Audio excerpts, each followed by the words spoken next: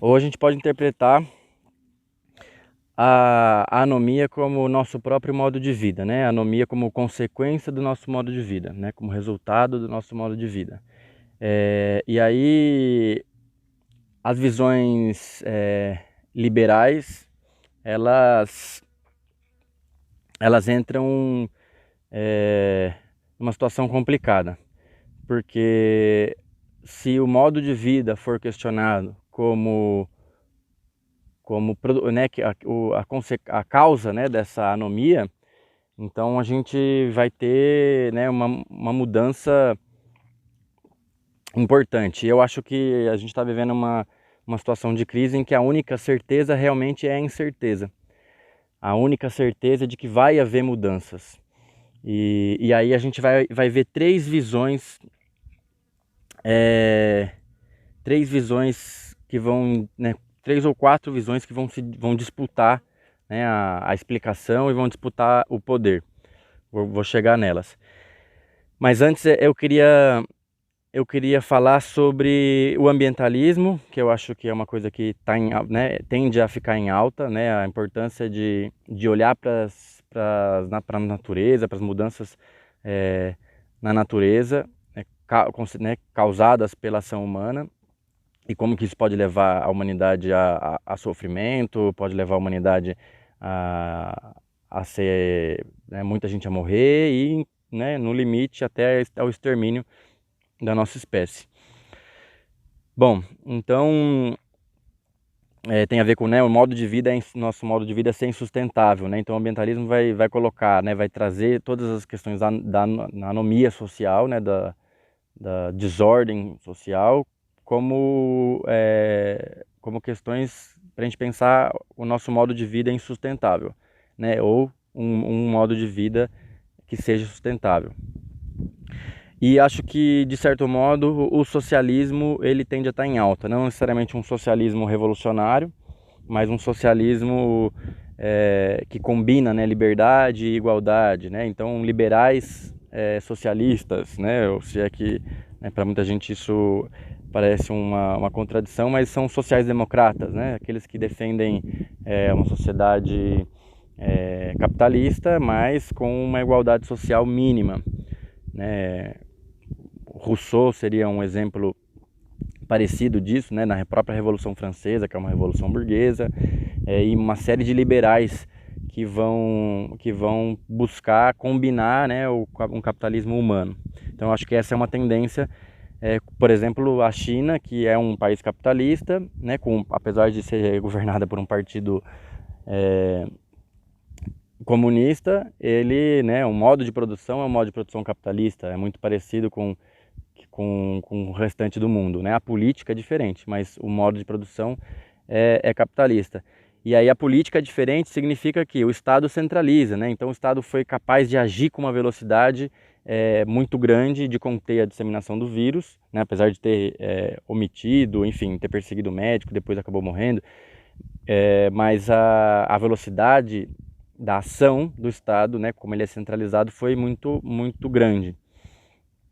Então essa é a possibilidade disso entrar em alta, né? Essa é a intervenção do Estado, que não necessariamente, né, tem a ver com todas as visões do socialismo, não tem nada a ver com um socialismo revolucionário, ou não necessariamente tem a ver com um socialismo revolucionário, mas tem a ver com uma visão reformista da sociedade ou uma visão revolucionária vista pelos liberais como socialismo, ambas.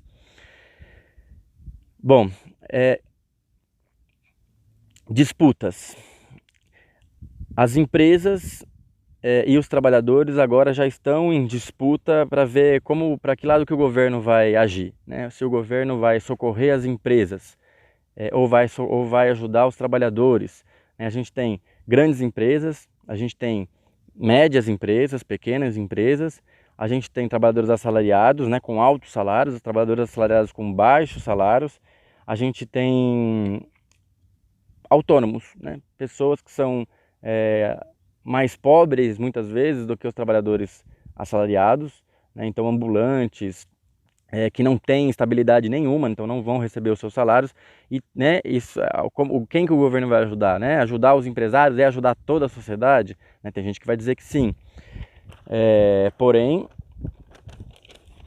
não necessariamente o trabalhador vai continuar tendo seu emprego, não necessariamente não vai ter rebaixamento de salário, né? Então vai ter uma disputa entre os empresários para ver quem vai lucrar com essas medidas, né, de crédito do governo, e vai ter, né, muita disputa. E o cenário é de tensão, é de mudança, e a gente tem que estar atento, porque né, nas 4 visões que eu falei, uma delas é o liberalismo. Então o governo, né, o Paulo Guedes já falou de privatizar tudo, né? Privatiza como uma alternativa. Talvez justamente por enxergar que existe a possibilidade de estatização.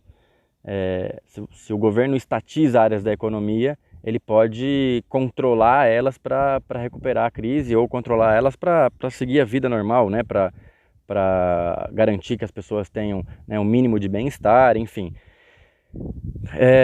Então, de um lado, o liberalismo privatiza tudo. De outro lado, né, uma possibilidade de uma estatização, né, seja ela reformista para manter o capitalismo, mas controlando os focos de anomia, controlando os focos de desordem. Também existe a possibilidade de uma revolução, e o contraponto de uma revolução é o fascismo. Então, se os trabalhadores, né, né, tiverem numa situação de agonia muito grande, isso pode levar a convulsões sociais que podem ser revolucionárias. Mas também existe a possibilidade, né, o medo do comunismo contribui para isso, né, o governo do Bolsonaro é próximo dessas visões, né, de reagir à possibilidade de uma mudança radical como uma revolução. Então, a gente estava comentando em casa que a internet não estava muito boa, e eu fiquei pensando, né, se o governo corta a internet, a gente está isolado, né, muita gente com medo, e sem internet a gente realmente está isolado subjetivamente, está isolado, não consegue nem conversar, né? Esse próprio vídeo não pode ser compartilhado com vocês. Então a gente está numa situação em que muita coisa pode mudar, e isso pode significar mudanças para um lado ou para outro, né? Tanto o fascismo quanto uma revolução socialista. Isso causa ansiedade, isso gera muita atividade na política, isso gera muita incerteza, e acho que a única certeza que a gente tem é a incerteza e a mudança. E é bom a gente estar atento a todas essas coisas. Bom, então vai ter uma disputa entre os empresários, né, por esse crédito, por essa ajuda financeira para não quebrar. Vai ter gente defendendo que a economia volte a funcionar, porque o risco, né, dessas mudanças todas é muito alto, por um lado, e por outro lado o risco, né, das pessoas morrerem também é muito alto. Então já está se discutindo qual é o mal pior, e qual é, né, o menos pior. Né, se é a crise econômica ou se são as mortes causadas pelo Covid-19. Então uma das medidas que o governo está tomando para evitar isso é a compra de respiradores, para fazer com que as pessoas sejam tratadas, para que o sistema de saúde dê conta e a economia possa voltar a funcionar o mais rápido possível, ou diminuir o prejuízo, né?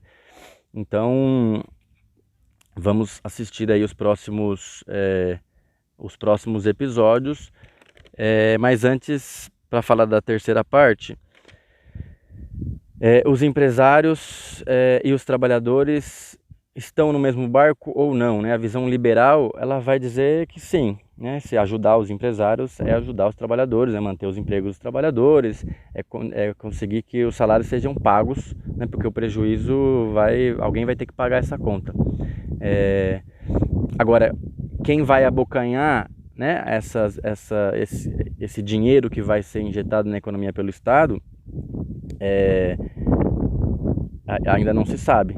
Então ajudar os empresários pode ser a manter os empregos dos trabalhadores, mas também pode ser, né, que alguns empresários consigam reverter isso para si, né, demitir trabalhadores, ainda assim porque afinal de contas o prejuízo econômico ainda existe, né? Toda a sociedade vai ter um prejuízo econômico. Quem vai pagar essa conta? Então essa é a disputa que está em jogo aí. E os trabalhadores podem pedir um auxílio, podem pedir estabilidade de emprego, né? Os empresários podem ser ajudados e os trabalhadores têm garantirem a sua estabilidade. Agora, o governo está fazendo medidas para isso? Muito pelo contrário, né? A medida de suspensão do contrato de trabalho por 4 meses tinha um artigo que suspendia a obrigatoriedade de pagamento de salário, né? Depois ele recuou, mas significa que esse governo está muito mais favorável aos interesses dos empresários do que aos dos trabalhadores, né? Isso a gente já sabe. Agora, o que vai acontecer daqui para frente é uma incógnita, porque se os trabalhadores forem muito atacados, eles também podem reagir, né? Não por desejo de ninguém, por conspiração dos comunistas, mas por necessidade, né? O marxismo vai falar muito mais do que o desejo das direções, né, das lideranças, vai falar da necessidade e dos interesses dos trabalhadores e dos interesses dos empresários, da burguesia, que são opostos. Os liberais já vão dizer que são todos indivíduos lutando pela sua sobrevivência, né? Cada um da sua maneira. Então a gente vai ver, isso é uma situação muito rica para a gente pensar, esse conflito entre o liberalismo e o marxismo, os interesses de classe e os interesses da nação, né? De todos juntos, que em alguma medida a gente vai ver, né? Sempre isso retornando. E a recuperação econômica, né, como uma necessidade, ao mesmo tempo a necessidade de combater a transmissão do vírus e evitar o número de mortes. Então esse é um debate que eu estava fazendo com uns amigos num grupo lá de infância, uns amigos de Taubaté, e é um debate realmente difícil e muita coisa pode acontecer. Os trabalhadores têm outros interesses, né? Eles têm o interesse de preservar a sua própria saúde, porque afinal de contas quem vai para as aglomerações trabalhar são os trabalhadores, né? Quem está nas periferias são os trabalhadores, então os interesses são completamente diferentes, é natural que as pessoas pensem diferente, e é preciso que elas pensem e compartilhem suas visões, interajam, porque as coisas vão mudar. Agora, para que lado a gente não sabe. É uma oportunidade única para uma ditadura conservadora, para um regime fascista no mundo, não estou falando só do Brasil, mas também é uma oportunidade única para reagir aos ataques que os trabalhadores vêm sofrendo, uma possibilidade de se conscientizar e de ter conquistas também. A ansiedade provocada pela crise, ela talvez seja muito maior entre os empresários do que entre os trabalhadores, pode ser. Claro que esses trabalhadores que não têm renda, que precisam, né, vender de dia para comer de noite, essa ansiedade, esses trabalhadores estão completamente abandonados, né? Agora, o trabalhador que tem um salário, ele sabe que ele tem um direito de receber esse salário. E a crise coloca esse direito em xeque, mas ainda assim esse direito está valendo e ele pode ficar ansioso por perder o seu emprego, ele pode ficar ansioso por não receber o seu salário, né, pela empresa que ele trabalha falir, mas o próprio trabalho cotidiano já gera ansiedade. A gente está tendo tempo em casa que a gente não tem trabalhando.